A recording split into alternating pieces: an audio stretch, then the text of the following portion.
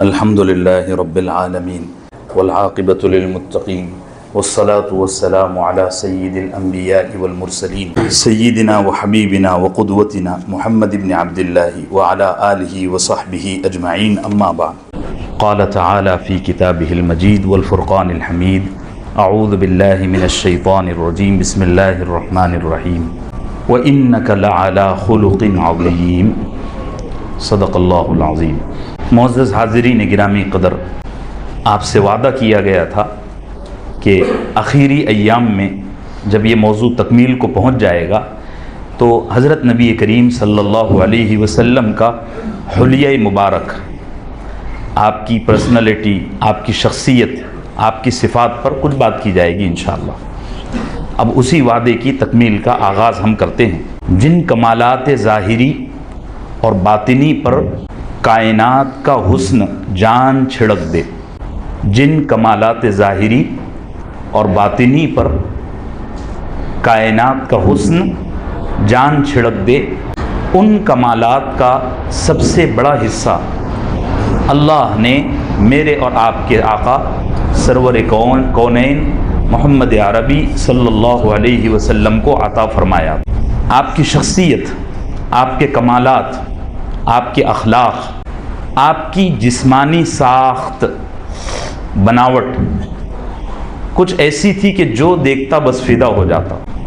بعض دفعہ یہ خیال ہوتا ہے، ایک وہم شیطان کی طرف سے وسوسہ آتا ہے کہ یہ جو کتابوں میں باتیں لکھی ہوئی ہیں یہ اپنوں نے محبت کے انداز میں لکھ دی ہیں۔ ایسا نہیں ہے۔ جو صفات اسلامک لٹریچر میں اور جو احوال اسلامک لٹریچر میں محفوظ ہیں، موجود ہیں، ان کا اعتراف بڑے بڑے دشمنوں نے کیا ہے۔ اللہ نے بڑے عجیب کمالات سے اپنے حبیب کو نوازا تھا۔ ہماری یہ محفل تو کیا، اگر آدم علیہ السلام سے لے کر قیامت تک اس موضوع پر بات کی جائے تو وہ مکمل نہیں ہوگی۔ یہ تو کچھ بھی نہیں، ذرے کا 1000واں حصہ بھی ہماری یہ محفل نہیں ہے۔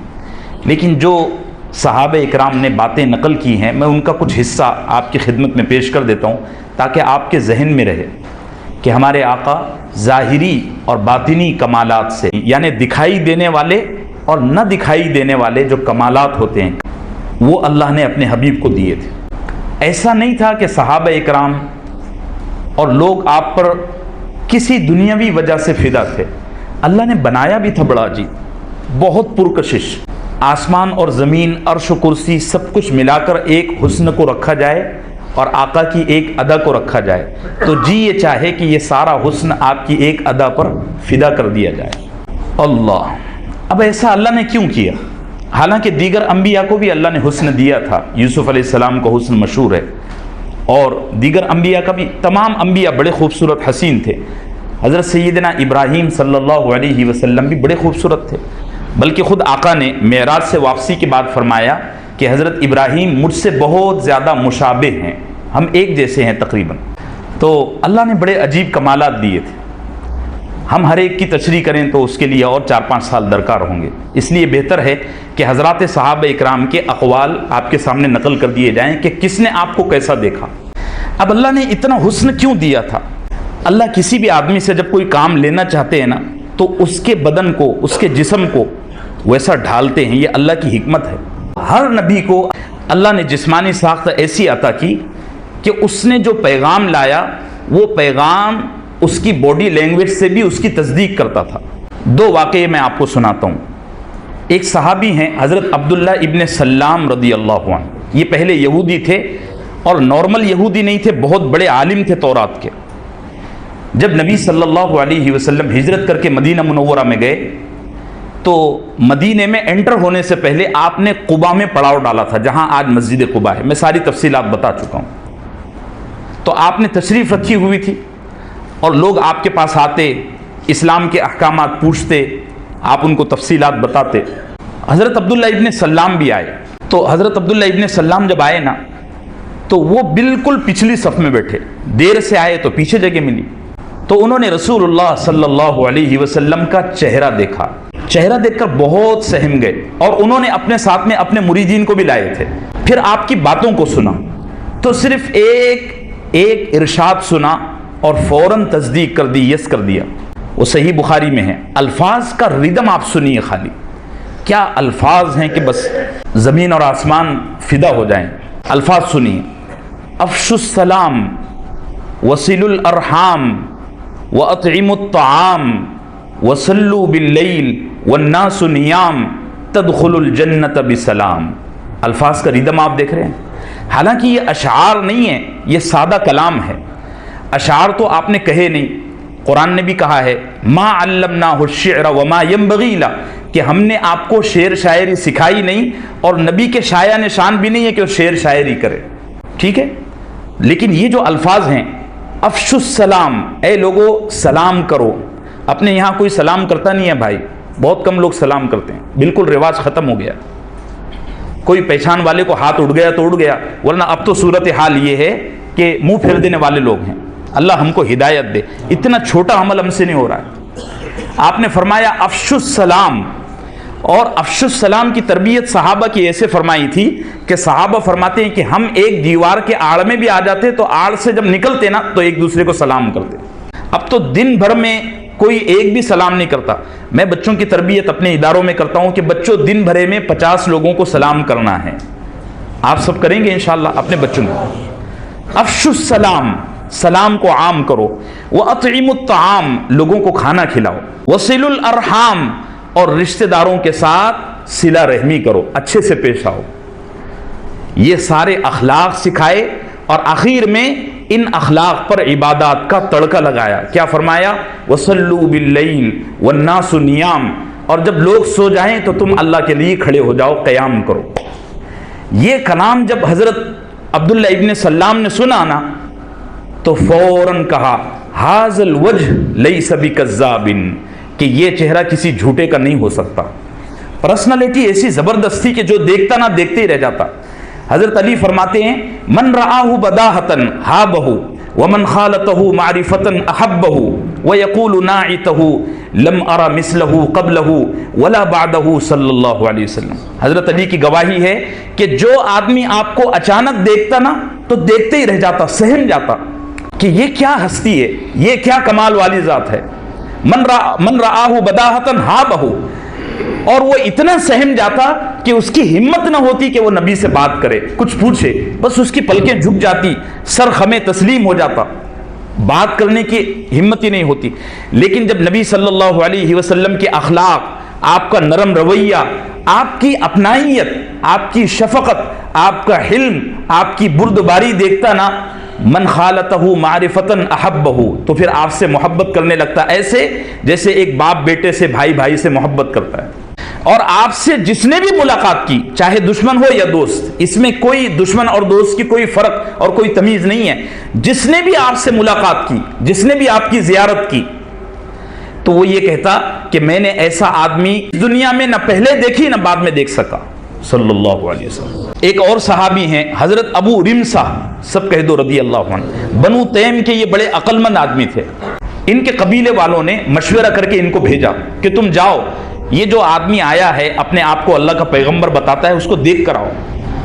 تو حضرت ابو رمسا رضی اللہ عنہ اپنے نو عمر بیٹے کے ساتھ نبی صلی اللہ علیہ وسلم کی خدمت میں آئے. جیسے ہی آئے تو نبی صلی اللہ علیہ وسلم ایک کروٹ بدل رہے تھے، جیسے میں یہاں بیٹھا ہوا ہوں اور پیچھے سے ابو رمسا آئے، تو سچویشن کچھ ایسی تھی کہ آپ ایسی کروٹ بدل رہے تھے.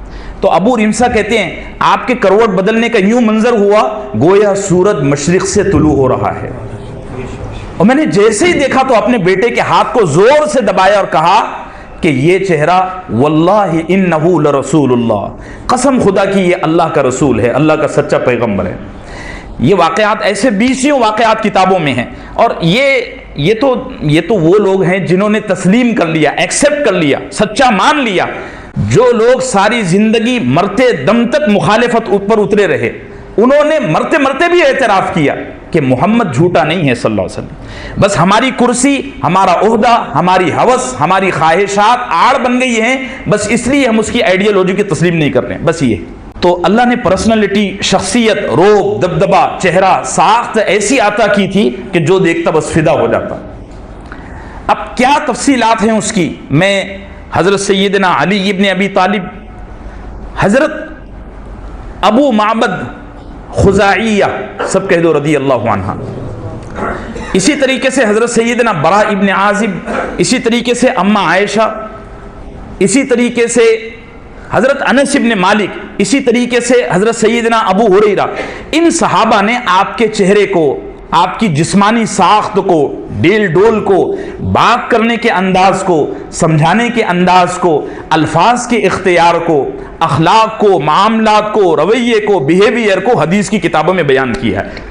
میں اس میں سے چن کے آپ کو پیش کرتا ہوں۔ ساری حدیثیں بخاری، مسلم، ترمذی کی ہی ہیں، اس سے اوپر ہم کہیں گئے نہیں ہیں، صحاح ستہ کی حدیثیں ہیں، اس لیے بہت پر اعتماد ذخیرہ آپ کی خدمت میں پیش کرتا ہوں۔ دیکھیے، حضرت ام معبد خزاعیہ رضی اللہ عنہا نے اپنے شوہر سے فرمایا، یہ بڑا لمبا واقعہ ہے، ہجرت کر کے جب نبی صلی اللہ علیہ وسلم مدینہ منورہ تشریف لا رہے تھے تو خیمے میں ایک بڑھیا سے ملاقات ہوئی۔ جب گھر میں داخل ہوئے تو اس کے گھر میں کھانے کو کچھ نہیں تھا، بالکل مریل لاغر بکریاں بندھی ہوئی تھی۔ نبی صلی اللہ علیہ وسلم نے پوچھا کچھ کھانے کو ہے؟ انہوں نے کہا یہ بکریاں ہیں، ان کے تو تھنوں میں کوئی دودھ نہیں ہے۔ تو سرکار دو عالم صلی اللہ علیہ وسلم نے تھنوں پر ہاتھ پھیرا، وہ اتنا دودھ دینے لگی کہ نارمل بکری سے بھی زیادہ انہوں نے دودھ دیا۔ بڑی سے بڑی جاندار سے جاندار بکری آدھے لیٹر سے زیادہ دودھ نہیں دیتی، اپنے یہاں انڈیا کی، عرب کی بکری ہو سکتا ہے 1 لیٹر دیتی ہو، لیکن اس بکری نے اتنا دودھ دیا کہ ام معبد خزاعیہ کے گھر میں جتنے برتن تھے وہ سارے لبریز ہو گئے۔ ان کا خاوند جب وہاں سے واپس آیا، کہیں گیا ہوا تھا، تو اس نے بوڑھی اماں سے پوچھا کہ اس صحرا جنگل میں اتنا دودھ کہاں سے آ گیا، کون سخی تھا؟ تو اس وقت ام معبد خزاعیہ نے نبی صلی اللہ علیہ وسلم کا حلیہ مبارک بیان کیا، علامات بیان کی، انتہائی بلیغ بلیغ بلیغ فصیح الفاظ انہوں نے لائے ہیں۔ اس کا ترجمہ میں کر دیتا ہوں۔ وہ ترجمہ کیا ہے؟ بس ایک جنونی صدا ہے، اس کا ترجمہ ہے، بس ترجمانی نہیں ہے۔ اللہ کرے کہ ہم کو اس مجلس سے اٹھنے کے بعد حضرت نبی کریم صلی اللہ علیہ وسلم کی خواب میں زیارت ہو جائے۔ کہو آمین۔ میں الفاظ کہوں گا وہ نقشہ نہیں بیٹھتا، ایک تو عربی کے الفاظ، اس میں اردو، اور دوسرے نقل کرنے والوں نے جو دیکھا وہ بھی کما حقہ دیکھ نہیں سکے۔ ہم میں سے کون ہے جو سورج کو دیکھ سکتا ہے؟ صحابہ خود فرماتے ہیں ہم نے نبی صلی اللہ علیہ وسلم کو کبھی ایک ساتھ ایسا ٹکٹکی باندھ کر نہیں دیکھا، ادب کی وجہ سے۔ نبی صلی اللہ علیہ وسلم کا رنگ مبارک چمکتا ہوا تھا، بالکل سفید پھٹ پھٹا پلچٹ، ایسا نہیں تھا جیسے امریکہ والے ہوتے ہیں گورے۔ آپ روسین لوگوں کو دیکھو، رشین لوگوں کو، وہ خوبصورتی کا معیار نہیں ہے، ایسا رنگ مبارک نہیں تھا، نہ ایسا سانولا کہ جس میں کالے پن کی جھلک ہو۔ ان دونوں کے بیچ میں سرکار دو عالم صلی اللہ علیہ وسلم ملیح تھے۔ اس کو آپ سمجھنے کے لیے حضرت سیدنا علی ابن ابی طالب کا ایک فرمان جوڑیے کہ حضرت علی فرماتے ہیں نبی صلی اللہ علیہ وسلم کا چہرہ انور اور آپ کا بدن مبارک رنگ کے اعتبار سے گلابی تھا، تابناک چہرہ، ایسا چہرہ کہ غم کی وجہ سے جھلس گیا ہو، یا ایسا چہرہ جو جلال کی وجہ سے انتہائی ہیبت ناک ہو، یا ایسا چہرہ کہ جس پر مایوسی کے آثار نمایاں ہوتے ہوں، یا ایسا چہرہ کہ جس کو دیکھ کر ہنسنے کو جی چاہے۔ نعوذ باللہ والعیاذ باللہ، نبی صلی اللہ علیہ وسلم کا چہرہ انور ایسا نہیں تھا، بلکہ آپ کا چہرہ انور تابناک تھا۔ صحابہ اکرام فرماتے ہیں مزدور صحابہ جو مزدور تھے مدینہ منورہ میں، دن بھر محنت مشقت کرتے اور شام میں مغرب کی نماز، عشاء کی نماز مسجد نبوی میں آ کر پڑھتے، وہ فرماتے ہیں کہ ہم جب نبی صلی اللہ علیہ وسلم کو دیکھ لیتے ہماری ساری تھکان ختم ہو جاتی، ایسا تابناک چہرہ تھا۔ بعض لوگ ہوتے ہیں ان کے چہرے پر جو ہے نا ہمیشہ 12:30 پونے 13 بجتے ہیں، اللہ حفاظت فرمائے۔ آپ کا چہرہ مبارک ہنسمکھ تھا، ہمارے یہاں ایک لفظ چلتا ہے ہنسمکھ، یعنی دیکھو تو موڈ فریش ہو جائے۔ نمبر 3، خوبصورت بناوٹ، ساخت بڑی خوبصورت تھی، ایسی گول مٹول ساخت یا ایسی چوکور ساخت کہ آدمی ڈبہ نظر آئے، یا ایسی گول مٹول کے ایسا لگے کوئی برتن کا پیالہ ہے، نعوذ باللہ ایسی نہیں تھی۔ طوالت تھی، اس میں گولائی تھی جس میں طوالت تھی، یعنی دریا اور آسمان کے ستارے ایک ساتھ جمع گویا اللہ نے جوڑ دیا تھا۔ خوبصورت ساخت، بڑی بہترین ڈھلان تھی، زبان میں توندلا پن نہیں تھا. بچے تتلاتے ہیں نا, بعض وہ مرض بھی ہے, زبان رٹ ہو جانا, موٹی ہو جانا, جاڑی ہو جانا, کہ آدمی جب بولے لڑکھڑا جائے, الفاظ غلط نکلیں, سے کی جگہ شے نکل جائے, شے کی جگہ سے نکل جائے, تے کی جگہ ٹے نکل جائے, ٹے کی جگہ تے نکل جائے. ایسا توندلا پن نہیں تھا, بالکل واضح. اور سر مبارک پر گنجا پن بالکل نہیں تھا. ابھی یہ جو میرا سر آپ دیکھ رہے ہیں نا, اس میں بھی گنجا پن ہے. گنجے پن کا ایک تو مطلب ہے کہ بالکل ہی آدمی کے بال صاف ہو جائیں. گنجے پن کی ابتدا اور آغاز یہاں سے ہوتی ہے کہ آدمی کے بال بھی ہو اور اندر کی کھال نظر آئے. یہ میرا دیکھ رہے ہیں آپ, کھال نظر آ رہی ہے, یہ بھی ایک طرح کا گنجا پن ہے. نبی صلی اللہ علیہ وسلم کے سر مبارک پر بالکل گھنے بال, گہرے بال, بہت گھنے بال, جمال جہاں تاب کے ساتھ ڈھلا ہوا پیکر. یعنی ایسی ساخت اور ایسی بناوٹ تھی, ایسی بناوٹ تھی کہ ایسا لگتا تھا اللہ نے کائنات کا سارا حسن جوڑ کر نبی صلی اللہ علیہ وسلم کو وجود بخشا ہے. ایک مطلب. دوسرا مطلب حدیث کا یوں بیان کیا گیا ہے کہ ایسا لگتا تھا جیسے کائنات میں جو بھی حسن ہے وہ نبی کے چہرے سے ادھار لے کر تقسیم کیا گیا ہے.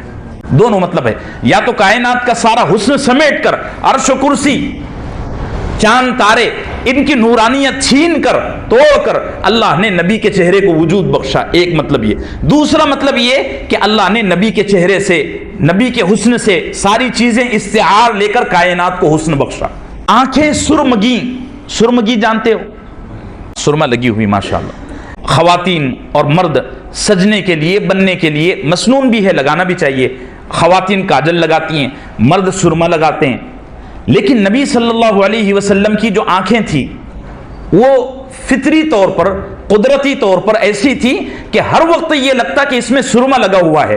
حالانکہ نبی صلی اللہ علیہ وسلم صرف جمعہ کے روز سرما لگایا کرتے تھے. آرام کرتے وقت, رات میں سوتے وقت بھی سرما لگانا ثابت ہے.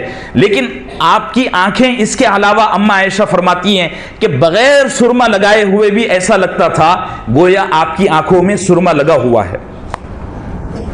پلکیں لمبی, اور لمبی پلکوں میں ڈھلان. اب یہ جو یہ پلکیں سمجھ رہے ہیں نا, یہ پلکیں تو یہ لمبی, اور ان کے اندر پھر ڈھلان, نہ سیدھی نہ ٹیڑھی, اس میں اتار. آواز بہت بھاری, آواز بہت بھاری. بھاری کا مطلب اس میں بڑی ہیبت, گونج اور شفقت. یہ محمد علی قلعے کو آپ جانتے ہیں؟ محمد علی قلعے کو, بہت بڑا باکسر تھا. اس کا ایک انٹرویو ہے یوٹیوب پر. اس پر جب ایمان لانے کے بعد حالات بہت خراب ہوئے, ظاہر سی بات ہے وہ ایک تو کالا تھا, اس کے باوجود اس کو امریکیوں نے بڑی عزت دی. اس نے ایمان لا لیا تو یہ تو ایک بغاوت ہو گئی نا. اور وہ پرانے زمانے میں ایمان لایا 40-50 سال پہلے, تو وہاں تو اور زیادہ شدت تھی, اب تو لبرلزم آ گیا. اس نے جب ایمان لایا تو اس پر بڑے حالات آئے, وہ لڑ گیا بیچارہ, اللہ اس کے درجات بلند فرمائے. ایک داستان ہے اس کی. تو ایمان لانے کے بعد جب اس پر حالات آئے تو ایک دن حضرت نبی کریم صلی اللہ علیہ وسلم کی اس کو زیارت ہوئی. وہ کہتا ہے مجھے زیارت واضح نہیں ہوئی, لیکن میں بس آپ کی آواز سنا تو سنتا رہ گیا.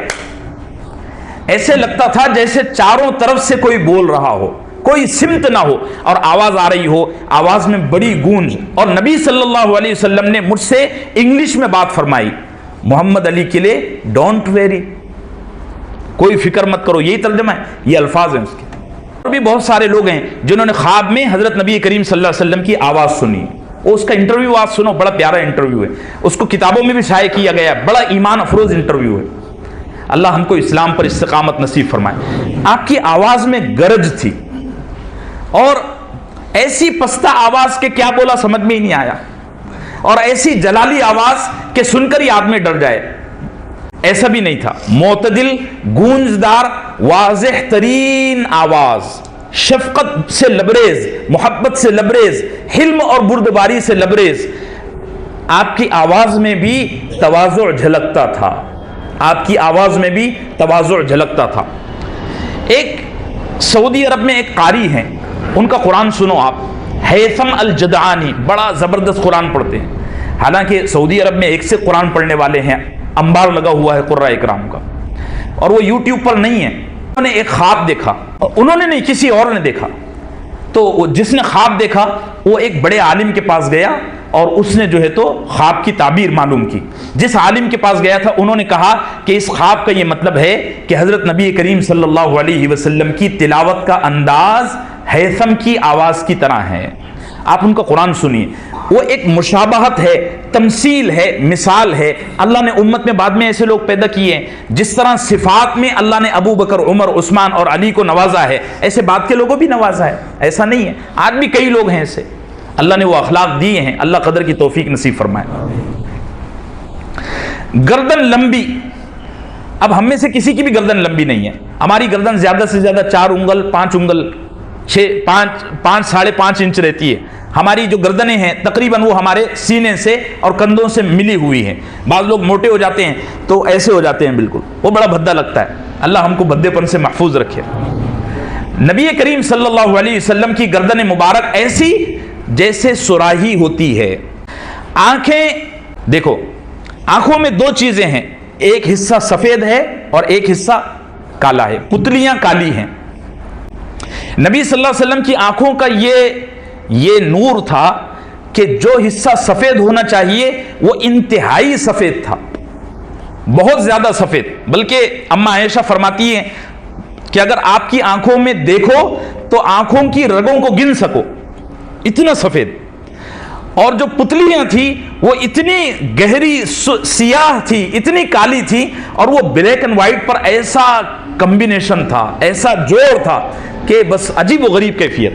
جو حصہ سفید ہونا چاہیے وہ انتہائی سفید, اور جو کالا ہونا چاہیے وہ کالا. پلکیں سرمگی اور سیاہ, یہ پلکیں ہیں, یہ تو یہ سرمگی تھی اور سیاہ تھی, اور ان میں ایسی بناوٹ تھی, اتار اور چڑھاؤ تھی.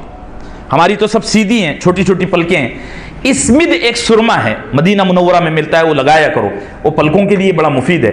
میں نے بھی اس کو 1 آدھ سال لگانے کا اہتمام کیا تھا طالب علمی کے زمانے میں, تو اس سے بڑا فائدہ ہوا. اب یہاں وہ چیزیں ملتی بھی نہیں ہیں, ملتی بھی ہیں تو اہتمام نہیں ہوتا کاموں کے ہجوم میں. بچوں لگایا کرو, بڑا مفید ہے. اسمد سرما. باریک اور باہم ملے ہوئے ایبرو, یہ ایبرو جو ہے نا, یہ نبی صلی اللہ علیہ وسلم کی یہ ایبرو مبارک ایسے تھے, باریک بالکل. دوسری رات کا جو چاند ہوتا ہے, پہلی تاریخ کا چاند, دوسری رات کا چاند, تو جیسا وہ نظر آتا ہے اس طرح آپ کے ایبرو تھے. اور یہاں تھوڑی سی ملاوٹ تھی, تھوڑی سی. قریب آ کر دیکھو تو وہ ملاوٹ لگتی تھی, یعنی اس میں جوڑ لگتا تھا. دور سے دیکھو تو ایسا لگتا کہ یہاں کوئی جوڑ نہیں ہے, بلکہ یہ جگہ خالی ہے. اور جب آپ جلال میں ہوتے, غم اور افسوس کی حالت میں ہوتے, تو یہاں ایک رگ پھڑکتی تھی. وہ اتنا پھڑکتی تھی نا کہ حضرات صحابہ اکرام دیکھ کر سمجھ جاتے کہ آج نبی صلی اللہ علیہ وسلم جلال کی کیفیت میں. تو جنہوں نے کچھ بھولے میں کچھ خطا کی ہو, وہ فوراً نبی صلی اللہ علیہ وسلم سے اپنا معاملہ صاف کر لیتے, وغیرہ وغیرہ. چمکدار کالے بال, بالکل سیاہ بال. اللہ نے قسم اٹھائی ہے نبی صلی اللہ علیہ وسلم کے بالوں کی. اب کیا حسن ہوگا آپ بولیے. واللیل اذا یغشا والنہار اذا تجلی, بالوں کی بھی قسم اٹھائی ہے اور زلفوں کی بھی قسم اٹھائی ہے. والضحا واللیل اذا سجا ما ودعک ربک وما قلی. وہ امام راضی کی بڑی لمبی چوڑی تفسیر اور تشریح ہے, اس پر اب کیا بات کریں, میں تو موٹی موٹی باتیں بتا کے چل رہا ہوں. آپ کی زلفیں انتہائی سیاہ اور چمکدار بال. حضرت علی فرماتے ہیں بالوں میں بہت زیادہ گھنگریالہ پن بھی نہیں تھا, کہ اتنا زیادہ گھنگری آلے, اتنے زیادہ وہ ہوتے ہیں گھنگری آلے بال, اتنا زیادہ بھی نہیں تھا کہ اس میں ڈٹ پنا نظر آئے, اور اتنے زیادہ سیدھے بھی نہیں تھے کہ بالکل ٹائٹ بال, سخت بال. معتدل, اعتدال کے ساتھ, بیلنس کے ساتھ, نہ بہت زیادہ گھنگری آلے نہ بہت زیادہ سیدھے. قد آپ کا بہت میانہ, اتنے لمبے کہ بے وقوف نظر آئیں, اور اتنے ناٹے کہ بے روب اور بے ہیبت نظر آئیں, ایسا نہیں. یہ تو ایک بات ہے, لیکن امام بیہقی نے ایک حدیث نقل کی ہے, آپ کا معجزہ, کہ حالانکہ نارمل جب آپ کسی مجمع میں بیٹھے ہوتے تو آپ کا جو قد مبارک تھا وہ میانہ لگتا تھا, درمیانہ, نہ بہت زیادہ لمبے نہ بہت زیادہ ناٹے. مگر جب آپ کسی بہت بڑے مجمع میں چلتے نا تو آپ سب میں اونچے نظر آتے. یعنی اللہ نے آپ کو ایک امتیاز عطا کیا ہوا تھا. اور امام بیہقی نے اس پر محدثین نے ایک حاشیہ لکھا ہے کہ آپ کی کیفیت ایسی تھی کہ جیسے کالے گھوڑوں میں ایک ابلغ گھوڑا یعنی چتکبرا گھوڑا پہچانا جاتا ہے، ایسے نبی صلی اللہ علیہ وسلم لاکھوں میں ہزاروں میں امتیازی سمجھ میں آ جاتے تھے کہ یہ نبی صلی اللہ علیہ وسلم جا رہے ہیں صلی اللہ علیہ وسلم۔ اللہ ہم سب کو نصیب فرمائے، جنت نصیب فرمائے۔ امام ابن قیم جوزی رحمۃ اللہ علیہ فرماتے ہیں کہ جنت میں اس سے بڑھ کر کوئی لذت کی چیز نہیں ہے کہ وہاں نبی صلی اللہ علیہ وسلم موجود ہوں گے۔ حقیقت ہے، یہ جو گال ہے نا، گال، اس کو رخسار کہتے ہیں۔ یہ جو پورے گال ہیں، یہاں کی اس ہڈی سے لے کر یہاں تک، اس کو کیا کہتے ہیں اردو میں؟ رخسار۔ نبی صلی اللہ علیہ وسلم کی یہ جو رخسار مبارک تھے، اس میں اتنے حصے پر داڑھی مبارک تھی، اتنا حصہ خالی تھا، بال اگے ہی نہیں تھے۔ اب تو ہم اس کو صاف کرواتے ہیں۔ اچھا، داڑھی رکھنے کا بھی ایک ڈھنگ ہے، بعض لوگ داڑھی رکھتے ہیں بھالو ہی بن جاتے ہیں۔ تو نبی صلی اللہ علیہ وسلم کے یہاں بال نہیں تھے، اتنا حصہ، یہ اتنا حصہ آپ کا بال مبارک سے لبریز تھا، بڑے گھنے بال، اتنا حصہ صاف شفاف نظر آتا تھا۔ جوانی سے پہلے بھی اور بچپن کی بھی روایت صحابہ نے نقل کی ہے کہ آپ کے یہ جو گال، یہ جو رخسار مبارک ہیں، ایسے گوشت دار نہیں تھے کہ بالکل لٹکے ہوئے ہوں، جیسے بہت سارے موٹے لوگ جو ہوتے ہیں ان کے یہ بالکل لٹکے ہوئے ہوتے ہیں، اور ایسے پچکے ہوئے نہیں تھے کہ وہ بھدے نظر آئیں۔ دونوں کے بیچ نبی کریم صلی اللہ علیہ وسلم کے رخسار مبارک تھے، بڑا عجیب۔ ٹھوڑی، یہ جو ٹھوڑی ہے نا، یہ ٹھوڑی بہت زیادہ چھوٹی بھی نہیں تھی اور بہت زیادہ موٹی بھی نہیں تھی، درمیانی۔ اسی طریقے سے پیشانی بہت پست نہیں تھی بلکہ بہت کشادہ، سخی لوگوں کی جو پیشانی ہوتی ہے، بڑی پیشانی، کہ آپ صلی اللہ علیہ وسلم عمامہ باندھتے، چادر مبارک ڈالتے، اتنی چادر، اتنا عمامہ ڈالنے کے بعد بھی نبی کریم صلی اللہ علیہ وسلم کی پیشانی نظر آتی۔ اصل میں ہمارے مقابلے میں نبی صلی اللہ علیہ وسلم کا سر مبارک بھی کافی بڑا تھا۔ حضرت علی کی ایک روایت ہے کہ میں نے نبی صلی اللہ علیہ وسلم کا سر مبارک چاروں طرف سے دیکھا، یعنی سامنے سے بھی، ادھر سے بھی، ادھر سے بھی، پیچھے سے بھی، تو میں نے دیکھا کہ ہم میں سب سے بڑا سر مبارک آپ کا ہے۔ وہ اردو کا شعر بھی ہے، سر بڑا سردار کا، پیر بڑا غدار کا۔ تو سر سرداروں کا بڑا ہوتا ہے، نبی صلی اللہ علیہ وسلم کا سر مبارک بہت بڑا، اور اس میں پھر پیشانی انتہائی نمایاں، اور اس پر پھر محراب، آخری عمر میں محراب کے اثرات تھے۔ محراب کا بالکل کالا دائرہ نہیں تھا، جیسے بعض دفعہ ہو جاتا ہے بہت زیادہ عبادت کرنے کی وجہ سے، مسلسل سجدے میں رہنے کی وجہ سے، تہجد کی وجہ سے، ایک محراب کی معمولی شکل تھی۔ مجموعی طور پر آپ کا چہرے مبارک گولائی لیا ہوا تھا۔ میں پہلے شروع میں بتا چکا ہوں کہ ایسا چوکور نہیں، نہ ایسا گول نہیں کہ بھدا نظر آئے، آپ کا چہرے مبارک گولائی لیا ہوا تھا۔ جوڑوں کی اور مونڈوں کی ہڈیاں بڑی بڑی تھیں۔ دیکھو، یہ میری جوڑ کی یہ ہڈی ہے مثال کے طور پر، تو یہ نارمل ہے، اتنی ہے بس۔ صحابہ فرماتے ہیں، یہ روایت حضرت علی رضی اللہ عنہ کی ہے کہ یہ جو ہڈی تھی نبی صلی اللہ علیہ وسلم کی، بلکہ ہر جوڑ کی، گھٹنے کی، پیر کی، کمر کی، اسی طریقے سے ہتھیلی کی، کلائی کی، اور یہاں کندھوں کی، یہ سارے جو جوڑ ہیں یہاں آ کر ایک گول دائرہ بن جاتا تھا۔ بات واضح ہو رہی ہے؟ ہماری تو سیدھی سیدھی ہیں، تکون ہے، نبی صلی اللہ علیہ وسلم کا گول دائرہ تھا۔ سینے سے لے کر ناف تک بالوں کی ہلکی سی لکیر تھی، یعنی یہاں سے سینے سے لے کر ناف تک بالوں کی لکیر تھی، باقی پورے بدن پر آپ کو زائد اور فضول بال نہیں تھے، بالکل صاف شفاف بدن مبارک تھا، بس یہاں ایک ہلکی سی لکیر چھڑی ہوئی تھی۔ ہاتھوں اور پاؤں کی انگلیاں بہت گوشت دار۔ اب ہمارے یہ جو ہاتھ ہیں، یہ جو انگلیاں ہیں، اس پر گوشت بالکل نہیں ہے، چمڑا ہے اور اس پر ہڈی ہے اور رگیں ہیں، تھوڑا بہت گوشت ہو تو بہت ہے۔ نبی صلی اللہ علیہ وسلم جب ایسے بات سمجھاتے تو آپ کی انگلیاں نا گوشت کی وجہ سے ایسے آگے نظر آتی، بڑی گوشت دار، اور ہتھیلیاں بھی بہت کشادہ۔ سخی کی علامت ہے کہ اس کی ہتھیلیاں کشادہ ہوتی ہیں، اور نبی صلی اللہ علیہ وسلم کی ہتھیلیاں بہت کشادہ، یہ بھی گوشت دار۔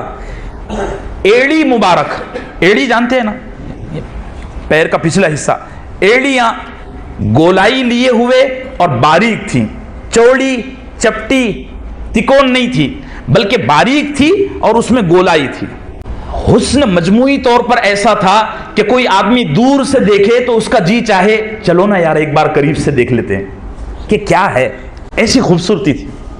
کئی قافلے گزرتے، ان کو پتہ چلتا کہ یہاں محمد عربی ہے، وہ سنتے کہ یہاں وہ آئے ہوئے ہیں، تو صرف دیکھنے کے لیے عادت ہے، ایمان لائیں گے جب لائیں گے۔ ہم نے ان کے حسن کی بڑی چرچے سنے ہیں، چلو دیکھ لیتے ہیں۔ گفتگو بہت واضح ہے، صاف ستھری گفتگو، دو ٹوک، ہاں تو ہاں، نہ تو نہ، واضح ترین گفتگو، جائز جائز، ناجائز ناجائز، بناوٹی بات نہیں، صاف اور واضح، بہت مختصر، اتنی مختصر کہ سمجھ میں ہی نہ آئے، اور اتنی لمبی کہ اصل بات ہی چھوٹ جائے۔ بات سمجھ میں آ رہی؟ بہت سارے لوگ بہت مختصر بات کرتے ہیں، بھئی اتنی مختصر بات کہ سمجھ میں ہی نہیں آیا کہ آپ بولنا کیا چاہتے ہیں، اور بہت سارے لوگ بات کو اتنی طوالت دیتے ہیں، اتنی تفسیر، اتنی تفسیر، اتنی تشریح کہ اصل موضوع چھوٹ جاتا ہے۔ نبی صلی اللہ علیہ وسلم کی جو باتیں تھی، آپ حدیثیں اٹھا کر دیکھ لو، وہی تو آپ کی باتیں ہیں، آپ کے اقوال وہی تو ہیں، بہت مختصر بھی نہیں اور بہت طویل بھی نہیں۔ نبی صلی اللہ علیہ وسلم کے آس پاس جب آپ کے رفقا یعنی صحابہ اکرام دائرہ بنا کر بیٹھتے نا، تو ایسا لگتا واقعتاً یہ ستارے ہیں اور یہ جو ہے تو چاند ہے۔ اللہ نے کہا بھی ہے نا، وَدَاعِيًا إِلَى اللَّهِ بِإِذْنِهِ وَسِرَاجًا مُنِيرًا، اے نبی ہم نے تم کو رات کا 14ویں رات کا چاند بنا کر بھیجا ہے، سراجن منیرا، چمکتا ہوا چاند بنا کر بھیجا ہے، اور صحابہ کو آپ نے فرمایا کہ یہ میرے ستاروں کی مانند ہیں۔ اللہ ہم سب کو سچی محبت نصیب فرمائے۔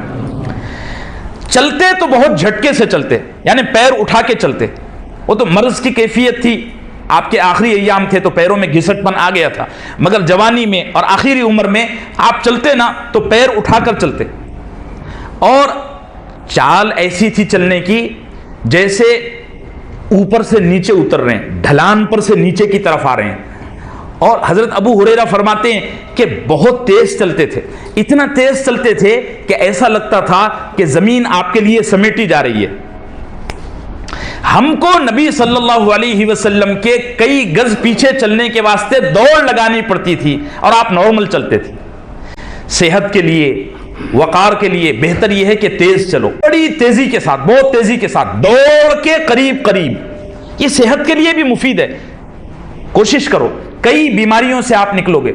یہ جو 20 سال 25 سال کے اندر کے بچے ہیں، ان سے گزارش ہے کہ لفٹ استعمال بھی مت کرو، یہ کاہلی ہے، سستی ہے، نبی صلی اللہ علیہ وسلم نے اس کو پسند نہیں کیا۔ بلڈنگوں میں جو لفٹیں لگی ہوئی ہیں یہ بوڑھوں کے واسطے ہیں۔ اللہ ہم سب کو صحیح سمجھ عطا فرمائے۔ بات کرتے تو دائیں بائیں جانب بیٹھے ہوئے لوگوں کا حق ادا کرتے۔